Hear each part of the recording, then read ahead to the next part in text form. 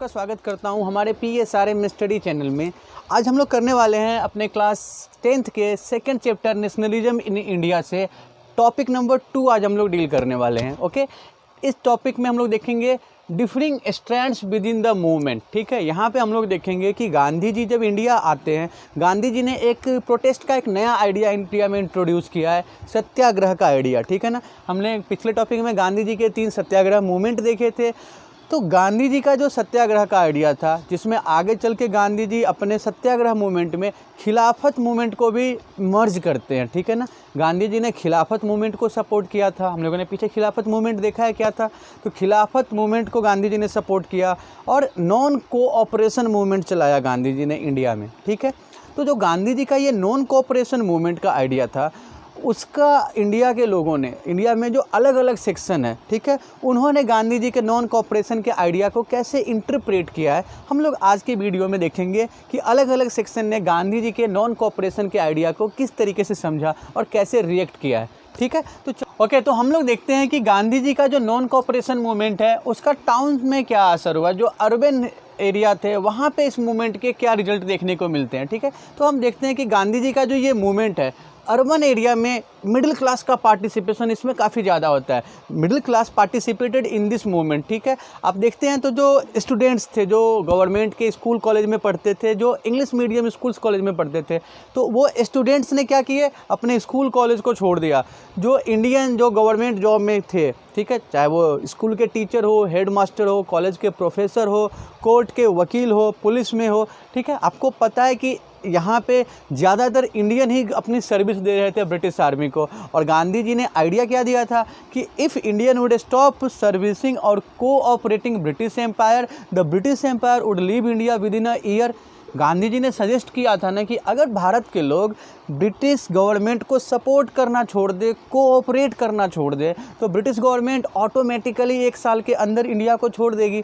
ठीक है ना, तो यहाँ पे उस गांधी जी के उस कॉल का रिजल्ट यहाँ पे देखने को मिलता है कि जो भी गवर्नमेंट सर्विस कर रहे थे, चाहे वो वकील हो, चाहे वो टीचर हो, चाहे वो प्रोफेसर हो, या चाहे वो पोस्टल डिपार्टमेंट में काम करने वाले हो, सब ने क्या किया, जॉब अपने छोड़ दिए। ठीक है, गांधी जी ने लोगों को कॉल किया, गांधी जी ने लोगों से कहा कि काउंसिल इलेक्शन को बॉयकॉट किया जाए, जो काउंसिल इलेक्शंस होने वाले थे, ठीक है, उसको बॉयकॉट किया जाए। मद्रास में एक जस्टिस पार्टी हम लोग देखते हैं, जिन्होंने गांधी जी के काउंसिल के इलेक्शन को बॉयकॉट करने के आइडिया को सपोर्ट नहीं किया, उन्होंने काउंसिल इलेक्शन को सपोर्ट किया। ये पार्टी आप देख रहे हैं, जस्टिस पार्टी। ठीक है, जस्टिस पार्टी के मेंबर नॉन ब्राह्मणिकल मेंबर थे और इन्होंने क्या किया, काउंसिल इलेक्शन को सपोर्ट किया। ठीक है, the member of this party और the leader of this party wanted participation in government through elective process through election, so they did not support Gandhi's idea to boycott council election. ठीक है, हम लोग क्या देख रहे हैं कि ये जो नॉन कोऑपरेशन मूवमेंट है,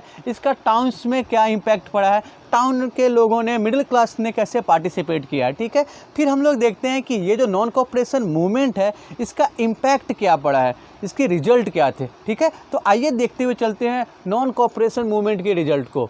ओके, तो हम लोग देखते हुए चलते हैं कि जो नॉन कोऑपरेशन मूवमेंट हुए हैं टाउन्स में, उसका इम्पैक्ट क्या होता है, उसके रिजल्ट क्या देखने को मिलते हैं। ठीक है, देखिए, जो ये गांधी जी का जो ये नॉन कोऑपरेशन मूवमेंट था, जिसमें मिडिल क्लास ने काफ़ी ज़्यादा पार्टिसिपेट किया है, ठीक है, तो यहाँ पे हम लोग देखते हुए चलते हैं कि लोगों ने क्या किया है, फॉरेन गुड्स को बॉयकॉट किया है। ठीक है, people boycotted foreign goods. Okay, Gandhi ji ने क्या आइडिया दिया यहाँ पे कि लोगों को स्वदेशी चीज़ों का यूज करना है, जो अपने इंडिया में जो प्रोड्यूस्ड गुड्स हैं उनको यूज करना है, फॉरेन गुड्स को बॉयकॉट करना है। तो गांधी जी के कॉल पे लोगों ने फॉरेन गुड्स को बॉयकॉट किया है। ठीक है, जो लिकर शॉप्स थे, जो शराब की दुकानें थी, उनकी पिकेटिंग की गई, उनके एंट्रेंस को बंद किया गया ताकि लोग शराब की दुकान तक नहीं पहुंचे, शराब को खरीद नहीं सकते। ठीक है, so liquor shops were picketed, foreign cloths were burned in the huge bonfire, जो विदेशी कपड़े थे उनको जलाया गया। ठीक है, इकट्ठा करके लोग जलाने लगे, उनको बॉयकॉट करने लगे।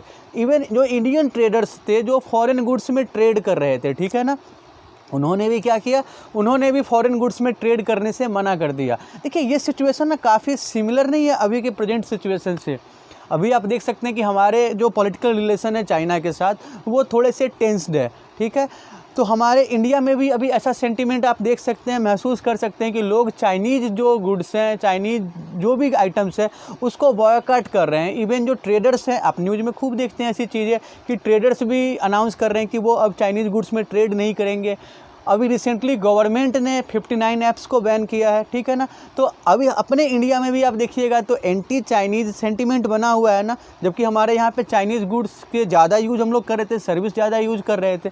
तो आप इससे ना इस कंडीशन को समझ सकते हैं कि लोगों में जो ब्रिटिश गुड्स थे, जो फॉरेन गुड्स थे, उसके प्रति कैसा सेंटीमेंट रहा होगा, ठीक है ना। So people boycotted foreign clothes, people boycotted foreign goods, people picketed liquor shops, ठीक है। Even Indian traders refuse to deal in foreign goods, ठीक है। जब ट्रेडर्स ने भी फॉरेन गुड्स को डील करने से मना कर दिया तो उसका रिजल्ट आप देखते हैं कि जो इंपोर्ट था, फॉरेन क्लॉथ्स के जो इंपोर्ट थे उसमें ड्रेस्टिकली गिरावट आती है, बहुत ड्रेस्टिक चेंज आपको देखने को मिलता है, ठीक है ना। आप देख सकते हैं कि जो 1921-22 में जो फॉरेन क्लॉथ्स का इंपोर्ट 102 करोड़ था वो गिर के डिक्रीज होकर 57 करोड़ हो जाता है, ठीक है ना। So we can notice a drastic fall in imported goods और import of foreign clothes in 1921-22, ठीक है ना। अब देखिए लोगों ने जब फॉरेन क्लॉथ्स को यूज करने से मना किया, फॉरेन गुड्स को यूज करने से मना किया, तो उसका डायरेक्ट फ़ायदा किसको हुआ है? जो इंडियन टेक्सटाइल इंडस्ट्री है, ठीक है, या इंडिया के जो और भी इंडस्ट्रीज हैं उनको प्रॉफिट मिला है, उनके प्रोडक्शन में इंक्रीज देखने को मिला इस टाइम पे, ठीक है। तो हम क्या देख रहे हैं कि जो नॉन कोऑपरेशन मूवमेंट है उसका इम्पैक्ट कैसे पड़ा है, ठीक है ना। बहुत आसान है, फॉरेन गुड्स का बायकॉट, ठीक है, फॉरेन सर्विस का बायकॉट करना है, उसके बाद जो ट्रेडर्स हैं वो रिफ्यूज़ कर रहे हैं, लिकर शॉप्स की पिकेटिंग की गई है। चलिए ये हम लोग समझ रहे हैं, लेकिन हम लोग ये भी देखते हैं कि आगे जाके ये नॉन कोऑपरेशन मूवमेंट बहुत ज़्यादा सक्सेसफुल नहीं हो पाता है, ठीक है। तो इसकी जो लिमिटेशन है या ऐसे कौन से रीज़न थे जिसके कारण ये नॉन कोऑपरेशन मूवमेंट बहुत ज़्यादा सक्सेसफुल लॉन्ग रन में नहीं हो पाता है, तो हम लोग उसको देखते हुए चलते हैं, ठीक है। Limitation of non cooperation movement में कौन कौन से इंपॉर्टेंट पॉइंट है वो हम लोग देखते हुए चल रहे हैं, ठीक है। ओके, तो हम लोग अब देखते हुए चलते हैं कि ये जो नॉन कोऑपरेशन मूवमेंट था ये सक्सेसफुल क्यों नहीं हो पाया, what were the limitation of non cooperation movement, ठीक है। देखिए नॉन कोऑपरेशन मूवमेंट ज़्यादा सक्सेसफुल हो नहीं पाया तो वो कुछ रीजंस थे। जैसे हम सबसे पहले क्या देखते हैं, गांधी जी ने फोकस किया था, गांधी जी ने जोर दिया खादी के यूज पे, ठीक है ना। फॉरेन गुड्स को बॉयकॉट करने के लिए और खादी को प्रमोट किया गांधी जी ने। बट ये जो खादी है ये काफ़ी एक्सपेंसिव आता था, ठीक है। तो जो ज़मींदार थे, अमीर थे, वो खादी अफोर्ड कर सकते थे, लेकिन जो कॉमन पीपल थे, किसान थे, उनके लिए खादी अनअफोर्डेबल था, ठीक है ना। They could not afford the expensive khadi, ठीक है। तो मजबूरी में क्या हुआ कि वो जो फॉरेन गुड्स थे, फॉरेन कपड़े थे, वो काफ़ी खादी के कंपैरिजन में काफ़ी सस्ते आते थे, तो लोग ना फोर्स हुए फॉरेन क्लॉथ्स को ख़रीदने के लिए, ठीक है। एक तो खादी का एक्सपेंसिवनेस आप एक फैक्टर मान सकते हैं। दूसरा क्या देखते हैं हम लोग कि जो इंडियन स्टूडेंट जिन्होंने स्कूल या कॉलेज को छोड़ दिया था, ठीक है, तो उन्होंने छोड़ तो दिया था लेकिन इंडिया में उनके एजुकेशन के लिए कोई अल्टरनेटिव अरेंजमेंट नहीं था, कोई इंडिजीनियस स्कूल या कॉलेज थे नहीं जहाँ पे ये अपने एजुकेशन को कंटिन्यू कर सकते थे। तो फाइनली क्या हुआ कि इन लोगों ने फिर से अपने स्कूल कॉलेज को रीज्वाइन किया, ठीक है। तो स्टूडेंट्स के जो सपोर्ट थे वो यहाँ से क्या होने लगे, घटने लगे, ठीक है। आप आगे देखते हैं कि जो टीचर्स या लॉयर्स थे जिन्होंने जॉब से रिजाइन किया था और मूवमेंट को ज्वाइन किया था, वो भी धीरे धीरे ग्रेजुअली वो भी क्या करने लगे, अपने सर्विस को रिज्यूम करने लगे, उन्होंने फिर से सर्विस ज्वाइन कर लिया, ठीक है। रिजल्ट क्या होता है कि गांधी जी का जो ये मूवमेंट है वो अपना मोमेंटम खोने लगता है। सो द NCM और non cooperation movement started losing its momentum as the students were returning back to their school. The Indians who left their government job started resuming their job again, ठीक है। सो गांधी जी का ये non cooperation movement कुछ limitations के कारण successful नहीं हो पाता है। आगे हमें पता है कि गांधी जी ने 1922 में चौरी चौरा इंसिडेंट के बाद इस मूवमेंट को विड्रॉ कर लिया था, ठीक है। अब आते हैं हम लोग कि गांधी जी का जो ये नॉन कोऑपरेशन मूवमेंट है इसको कैसे मिस इंटरप्रेट किया गया या कैसे अलग अलग तरीके से इंटरप्रेट किया गया है इंडिया के डिफरेंट एरिया में, ठीक है। तो हम लोग देखते हुए चलते हैं सब। ओके, तो अब हम लोग आते हैं टॉपिक नंबर 2.2, ठीक है। टॉपिक नंबर 2.2 क्या है, rebellion rebellion in the country side. ठीक है, यहाँ पे हम लोग देखते हुए चलते हैं कि कंट्री साइड में रिवोल्ट कैसे हो रहा था, लोग कैसे रिवेल हो रहे थे। ठीक है, तो हमारे पास ना एग्जाम्पल है अवध का। ठीक है, अवध जिसको हम लोग आज की डेट में अयोध्या कहते हैं, अयोध्या के आसपास का रीजन अवध कहलाता है। ठीक है, तो यहाँ पे हम लोग देखते हैं कि अवध साइड में एक मूवमेंट होता है जिसके लीडर हैं बाबा रामचंद्र। ठीक है, बाबा रामचंद्र ना एक सन्यासी थे और ये पहले एक इंडेंचर्ड लेबर थे, बंधुआ मजदूर के तौर पे काम कर रहे थे फिजी में। जब ये वापस आते हैं तो यहाँ पे एक मूवमेंट को ये लॉन्च करते हैं, मूवमेंट स्टार्ट करते हैं किसानों को लेके। ठीक है, ये जो मूवमेंट है बाबा रामचंद्र का, तो इस मूवमेंट में क्या किया गया है, जो ताल्लुकदार थे अवध रीजन में, ताल्लुकदार मीन्स लैंडलॉर्ड्स, वो किसानों पे बहुत ज़्यादा टैक्स का बर्डन डाले हुए थे। तो जो हाई टैक्सेशन सिस्टम था उसके अगेंस्ट था। साथ ही साथ यहाँ पे क्या था, इस रीजन में जो ये लैंडलॉर्ड्स हैं वो किसानों से फोर्सफुल्ली काम करवाते थे और उसके बदले उन्हें वेज नहीं देते थे। ठीक है, तो किसानों से फोर्सफुल्ली फ्री लेबर लिया जाता था। इस सिस्टम को बोलते हैं बेगारी। So begari was a system of forced labour. ठीक है ना, तो ये जो मूवमेंट था ये किस चीज़ के अगेंस्ट था? This movement was against high taxation by talukdars and the system of free and forced labour which was known as begari. ठीक है, this movement was led by Baba Ramchandra. This movement was against the high taxation by talukdars as well as the system of forced labor which was known as begari. ठीक है ना, इस system में क्या demand किया इन्होंने, यहाँ जो मूवमेंट है किसानों का, ये मूवमेंट, इसमें डिमांड किया गया कि जो ज़मींदार हैं वो टैक्स का बर्डन नहीं डालेंगे, टैक्स में कमी करेंगे। ठीक है, सो रिडक्शन इन टैक्स। दूसरा क्या देखते हैं, एंड ऑफ बेगारी सिस्टम। और साथ ही साथ इन्होंने लोगों से अपील किया, किसानों से अपील किया कि ये जो ताल्लुकदार जो हैं, जो लैंडलॉर्ड्स हैं, जो ऑप्रेसिव पॉलिसी है इनकी, जो ऑप्रेसिव लैंडलॉर्ड्स है उनको सोशली बॉयकॉट किया जाए। जो पीजेंट्स हैं जो सर्विस देते हैं ज़मींदारों को, तो पीजेंट्स क्या करेंगे, ज़मींदारों का सोशल बॉयकॉट्स करेंगे। ठीक है ना, so the movement demanded reduction in tax, end of begari and social boycotts of zamindars. देखिए, ज़मींदारों के सोशल बायकॉट की बात की गई है। यहाँ पे एक मूवमेंट आप देखेंगे, वो मूवमेंट है नाई धोबी बंद। नाई means barber, Dhobi is washerman. तो इस टाइम पे देखिए जो घरेलू काम होते थे, एक ना सोशल लिंक लोगों का था, तो परफॉर्म किया जाता था पर्टिकुलर कास्ट के थ्रू। जैसे ठीक है, हेयर कटिंग का काम कौन परफॉर्म करते थे, बार्बर। घरों के कपड़े कौन धोते थे, धोबी। तो यहाँ पे इस एरिया में क्या हुआ, नाई धोबी बंद मूवमेंट हुआ।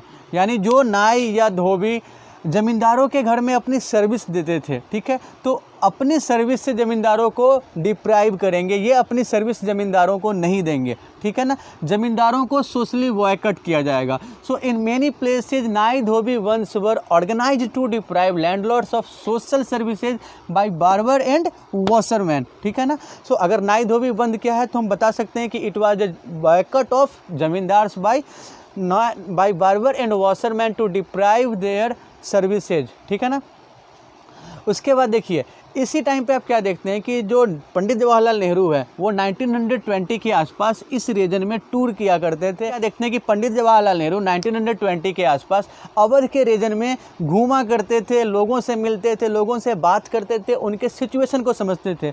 सो Nehru started touring Awadh regions to understand the actual situation of people in that region. ठीक है ना, तो बाद में नेहरू और बाबा रामदेव मिलके एक संगठन बनाते हैं, एक ऑर्गेनाइजेशन बनाते हैं, उसका नाम है अवध किसान सभा। ठीक है, अवध किसान सभा बनाया गया है। अवध किसान सभा में देखते हैं तो एक महीने के भीतर ही इसके 300 से ज़्यादा ब्रांच वहाँ पे सेटअप होते हैं इस रीजन में। ठीक है, और जैसे जैसे ये मूवमेंट ना पॉपुलर होता जाता है, फैलता जाता है, तो वहाँ पे क्या होता है कि ये जो पीजेंट्स थे इन्होंने क्या किया, ज़मींदारों के घर पे अटैक करना स्टार्ट किया। ज़मींदारों का जो स्टॉक था, फूड स्टॉक था, उसको लूटना स्टार्ट कर दिया वहाँ पर। ठीक है, यहाँ पे हम क्या देख रहे हैं कि ये जो पीजेंट्स हैं ये क्या हो रहे हैं, बाद में ये रिवोल्ट कर रहे हैं ज़मींदारों के अगेंस्ट। अब हम लोग देखते हुए चलते हैं कि ऐसा ही एक रिवोल्ट ट्राइबल एरिया में होता है। ठीक है, हम लोग अब देखते हुए चलेंगे interpretation of Swaraj in tribal hills. ठीक है, ओके, फिर हम लोग देखते हैं interpretation of Swaraj bye tribal peasants. ठीक है ना, यहाँ पे हम लोग देखते हैं कि आंध्र प्रदेश के गडम हिल्स रीजन में जो ट्राइबल्स थे उन्होंने ना एक मिलिटेंट गुरिल्ला वॉर स्टार्ट किया। गुरिल्ला वॉर एक वॉर की ऐसी स्ट्रेटजी है जिसमें छुप छुप के हमला किया जाता है, ठीक है, एनिमी को ट्रैप करके उस पर अटैक किया जाता है, ठीक है। तो आंध्र प्रदेश का जो गडम हिल्स रीजन है, यहाँ के जो ट्राइबल्स थे इन्होंने गुरिल्ला वॉर स्टार्ट किया, मिलिटेंट गुरिल्ला वॉर स्टार्ट किया। मिलिटेंट मीन्स आर्म्ड रिवोल्ट यहाँ पे लोगों ने स्टार्ट किया, ट्राइबल्स लोगों ने, ठीक है। ये जो ट्राइबल लोग हैं, ये जो ट्राइबल पीपल हैं गडम हिल्स के, इनके लिए गांधी जी के स्वराज का क्या मतलब था? इनके लिए गांधी जी के स्वराज का मतलब था एग्जम्पशन फ्रॉम टैक्स, ठीक है ना। आपको पता है ना कि जो ये कॉलोनियल रूल जब आया तो ये जो ट्राइबल्स थे जिनका ट्रेडिशनल राइट था, जिनका फॉरेस्ट के साथ डायरेक्ट लिंक था, तो इनको फॉरेस्ट में ग्रेजिंग के लिए, फायरवुड के लिए, ठीक है, फ्यूल के लिए जो भी ये यूज कर रहे थे उसके लिए टैक्स देना पड़ रहा था, ठीक है। तो इनको ये लगा कि अब इन्हें इस टैक्स से एग्जम्पशन मिलेगा, जंगल को, फॉरेस्ट को जैसे ये पहले यूज करते थे वैसे यूज करेंगे। इनके जो ट्रेडिशनल या कस्टमरी राइट्स है, स्वराज उनको कस्टमरी राइट्स वापस देगा, ठीक है। तो यहाँ पे एक मिलिटेंट गुरिल्ला वॉर स्टार्ट होता है जिसके लीडर कौन थे? अल्लूरी सीताराम राजू। अल्लूरी सीताराम राजू इस वॉर के यहाँ पे क्या है? लीडर है, इस ट्राइबल रिवोल्ट के लीडर हैं। अल्लूरी सीताराम राजू ना गांधी जी के जो नॉन कोऑपरेशन का आइडिया है, गांधी जी के जो स्वदेशी का आइडिया है, उससे काफ़ी ज़्यादा इंस्पायर्ड थे, ठीक है ना। इन्होंने गांधी जी के इस आइडिया से काफ़ी ज़्यादा इंस्पिरेशन लिया, नॉन कोऑपरेशन को और यूज ऑफ खादी, इन दोनों आइडिया से अल्लूरी सीताराम राजू काफ़ी इंस्पायर्ड थे। लेकिन गांधी जी के नॉन वायलेंस के आइडिया को सपोर्ट नहीं करते थे। राजू का ये मानना था कि freedom can only be achieved through an armed revolt, ठीक है। नॉन वायलेंस से आज़ादी नहीं आ सकती है, आज़ादी के लिए आर्म्ड रिवोल्ट करना होगा। तो हम देख रहे हैं कि राजू के आइडियोलॉजिकल सिमिलैरिटी भी है और आइडियोलॉजिकल डिफरेंसेस भी है गांधी जी के साथ। नॉन कोऑपरेशन के आइडिया को ये सपोर्ट कर रहे हैं, यूज ऑफ खादी को सपोर्ट कर रहे हैं, लेकिन नॉन वायलेंस के आइडिया को सपोर्ट नहीं कर रहे हैं, ठीक है। ये जो ट्राइबल रिवोल्ट हुआ है, तो यहाँ पे जो ये ट्राइबल से इन्होंने क्या किया, जो गवर्नमेंट की बिल्डिंग्स है उस पर अटैक किए, जो ब्रिटिश ऑफिशियल्स हैं उनको मारा, ठीक है। So the rebellious tribals attack government building and killed British officials. Eventually आपको पता है कि कोई भी ट्राइबल रिवोल्ट हो, ठीक है, तो ब्रिटिश गवर्नमेंट के आगे ये रिवोल्ट बहुत लंबा कंटिन्यू नहीं हो सकता है, ठीक है ना। रीज़न हमें पता है कि ब्रिटिश गवर्नमेंट के पास अच्छी प्लानिंग है, ऑर्गेनाइज्ड आर्मी है, ठीक है, इंफ्रास्ट्रक्चर उनके पास फैसिलिटीज़ काफ़ी ज़्यादा है, मॉडर्न वेपन है, इनके पास ट्रेडिशनल वेपन है, बहुत ही आसानी से हम लोग समझ सकते हैं। तो ये मूवमेंट क्या हुआ, सप्रेस कर दिया गया। राजू कैप्चर किए जाते हैं और राजू को एग्जीक्यूट किया जाता है 1924 में, ठीक है। राजू ना आज भी इस रीजन में, राजू के बारे में काफ़ी ज़्यादा फॉक्स स्टोरी में राजू के कैरेक्टर को एप्रिसिएट किया जाता है, मेमोरेट किया जाता है, ठीक है। तो हम लोगों ने क्या देखा है कि गांधी जी के जो स्वराज का आइडिया है, वहाँ हमने क्या देखा है, अवध के साइड में स्वराज का मतलब क्या था किसानों के लिए, कि बेगारी का खात्मा होगा, end of begari and reduction in taxation. Gudem hills में क्या देख रहे हैं, स्वराज का मतलब कि जो ट्राइबल्स हैं उनको फॉरेस्ट के ऊपर जो उनका ट्रेडिशनल राइट है वो राइट मिलेगा और टैक्सेशन से छूट मिलेगी, ठीक है। अब हम लोग और देखते हैं कि जो प्लांटेशन वर्कर्स हैं, ठीक है, असम या बंगाल के जो टी के जो गार्डन्स थे, टी एस्टेट्स में काम करने वाले जो प्लांटेशन वर्कर्स हैं, उनके लिए स्वराज के क्या मतलब थे, ठीक है ना। तो हम लोग देखते हुए चलते हैं, ठीक है, स्वराज फॉर प्लांटेशन वर्कर्स, ठीक है। अब हम लोग देखते हैं स्वराज इन प्लांटेशंस, ठीक है। जो असम साइड में जो टी एस्टेट्स थे, वहाँ प्लांटेशन में काम करने के लिए जो प्लांटेशन वर्कर्स थे वो mainly Bihar, east UP, Orissa, यहाँ के प्लांटेशन वर्कर यहाँ पे काम कर रहे थे, ठीक है ना। आपको पता है कि ब्रिटिश जो थे वो टी प्लांटेशन स्टार्ट किया इंडिया में, उन्होंने टी प्रोडक्शन को स्टार्ट किया, क्योंकि ब्रिटेन में टी की डिमांड काफ़ी ज़्यादा थी, यूरोप में टी की डिमांड काफ़ी ज़्यादा थी, ठीक है ना। तो टी ना एक प्लांटेशन फार्मिंग था, एक कॉमर्शियल पर्पज़ से इंडिया में प्रोड्यूस कर रहे थे, ठीक है। अब यहाँ पे क्या था, जो प्लांटेशन वर्कर्स थे, ठीक है, इनको ये लगा कि जो गांधी जी का स्वराज है, गांधी जी का जो स्वराज का आइडिया है, उससे क्या होगा, स्वराज आने के बाद इनको राइट मिल जाएगा टी गार्डन से बाहर जाने का। देखिए ये जो वर्कर्स थे ना, ये जो वर्कर्स थे ये प्लांटेशन गार्डन में रहने के लिए फोर्स किए गए थे, इनको परमिशन नहीं था, ये बाहर नहीं जा सकते थे टी एस्टेट से, ठीक है ना। So swaraj meant right to move freely for plantation workers in Assam who were not allowed to move out of tea gardens. ये जो वर्कर थे ये टी एस्टेट से बाहर जा नहीं सकते थे, तो इनको ये लगा कि गांधी जी का स्वराज जब आएगा तो ये लोग टी एस्टेट से बाहर जा सकते हैं, अपने घर जा सकते हैं, they will get right to move freely, ठीक है ना। 1859 में आया था द इनलैंड इमिग्रेशन एक्ट, ठीक है। इसमें क्या था कि जो प्लांटेशन वर्कर्स हैं वो बिना परमिशन के प्लांटेशन वर्क को नहीं छोड़ सकते हैं, वो टी गार्डन को बिना परमिट के नहीं छोड़ सकते हैं, वो बिना परमिट के बाहर नहीं जा सकते हैं, और परमिट मुश्किल से ही किसी को मिलता था, ठीक है। So permit was given hardly to anyone.